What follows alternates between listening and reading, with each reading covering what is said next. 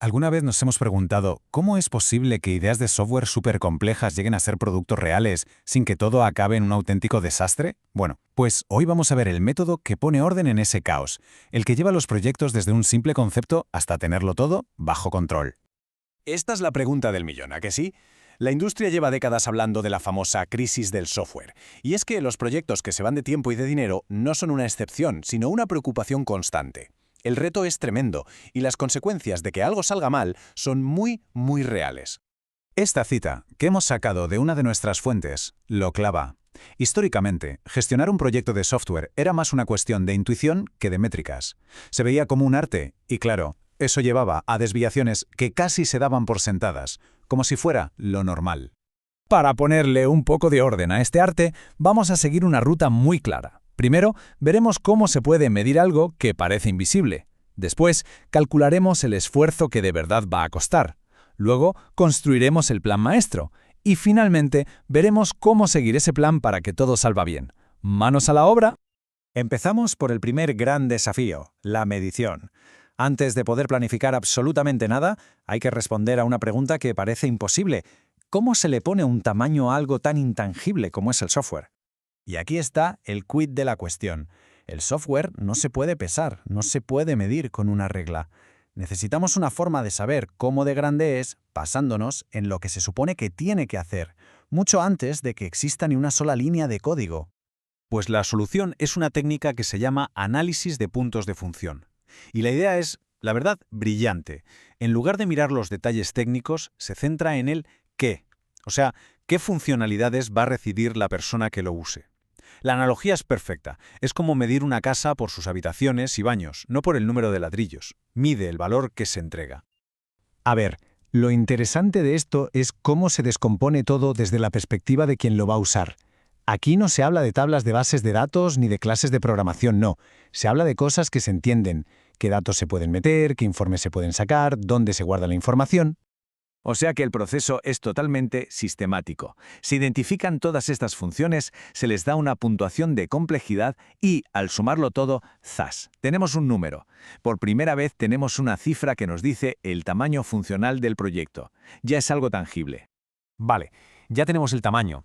Pero claro, el tamaño por sí solo no nos dice cuánto vamos a tardar. Ahora toca traducir esa medida en una estimación de esfuerzo real.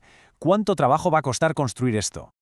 Y aquí es donde entra en juego el contexto. Porque, 200 puntos de función no son lo mismo para un equipo de cracks con las mejores herramientas que para un equipo más junior en un entorno súper complejo. La estimación del esfuerzo tiene que ajustarse a la realidad de cada proyecto. Para hacer este ajuste de una forma, digamos, científica, se usan modelos como el Cocomodos. Lo que hace es coger ese tamaño que hemos calculado con los puntos de función y lo pasa por una serie de factores de ajuste. El resultado es una estimación de esfuerzo increíblemente realista. Y esta tabla lo explica genial. El modelo tiene como dos tipos de potenciómetros para afinar la estimación. Por un lado, los factores de escala, que miran el panorama general, como lo bien que trabaja el equipo junto. Y por otro, los multiplicadores de esfuerzo, que ya son para el ajuste fino, como la complejidad del producto o la experiencia de la gente. Y después de todo ese análisis, ¿qué obtenemos? Pues un resultado concreto. 2.500 horas persona. Ojo, esto es el trabajo equivalente a una persona currando durante 2.500 horas. Ya no es una corazonada, es una estimación calculada. Un número con el que ya se puede empezar a planificar de verdad. Muy bien, ya sabemos el cuánto, 2.500 horas. Pero un número no es un plan. Ahora toca definir el cómo y el cuándo. Vamos a transformar esa cifra en un calendario de acción real. Exacto. Ese número por sí solo no nos dice qué hay que hacer mañana por la mañana, ni quién tiene que hacerlo. Para eso, hay que desglosar todo este esfuerzo en un plan de trabajo detallado que guía el equipo paso a paso. Y la herramienta clave para esto es la estructura de desglose del trabajo, o WBS, por sus siglas en inglés. La idea es, literalmente, coger ese monstruo que es el proyecto y trocearlo en partes cada vez más pequeñas, hasta tener una lista de tareas concretas que se puedan gestionar. Por ejemplo, en este proyecto de demostración, en lugar de tener una única tarea gigante que sea crear el software, pues se desglosa. Primero el análisis, luego el diseño, el desarrollo por módulos, las pruebas de cada módulo, la integración. De repente el caos empieza a tener forma de plan. Y para que esta lista de tareas no sea solo un texto aburrido, se utiliza el famoso diagrama de Gantt. Esta herramienta convierte esa receta en un calendario visual. Ahí se ve qué se hace, cuándo empieza, cuándo acaba y, algo súper importante, qué tareas dependen de otras. Fijaos en la columna predecesor. Aquí es donde el plan cobra vida de verdad. No se puede empezar a diseñar si no se han terminado los requisitos, y no se puede programar sin el diseño. Esta cadena de dependencias es lo que se llama la ruta crítica, la secuencia de tareas que marca la duración total del proyecto. Si algo de aquí se retrasa todo. Bien, ya tenemos el plan, pero de nada sirve tener un planazo si luego se queda guardado en un cajón. Ahora entramos en la fase más crítica de todas, el seguimiento. ¿Estamos cumpliendo lo que dijimos que íbamos a hacer? El concepto clave aquí es la línea de base, o baseline. Es literalmente como hacerle una foto al plan aprobado justo antes de empezar.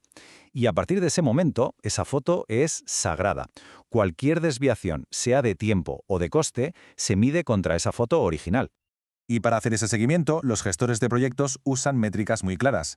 El porcentaje completado nos dice cómo vamos de avanzados. La comparación de costes nos avisa si nos estamos pasando de presupuesto. Y los indicadores de estado, que muchas veces son como semáforos, nos dan una visión súper rápida de la salud del proyecto. Y con esto hemos completado el viaje. Empezamos con un problema abstracto y lo convertimos en un tamaño medible con los puntos de función. Luego, ese tamaño lo transformamos en un esfuerzo calculado con COCOMO 2. Ese esfuerzo lo desglosamos en un plan de acción visual con el WS y el Gantt. Y finalmente, controlamos que la realidad siga ese plan. Hemos ido literalmente del caos al control. Y para terminar, aquí queda una reflexión final. Hemos visto un proceso muy científico, muy cuantitativo, pero los proyectos están vivos, están llenos de imprevistos, de factores humanos, de cambios. ¿Será que, a pesar de todas estas herramientas, la gestión de proyectos sigue siendo, en el fondo, un delicado equilibrio entre la ciencia y el arte de saber improvisar? Gracias por acompañarnos.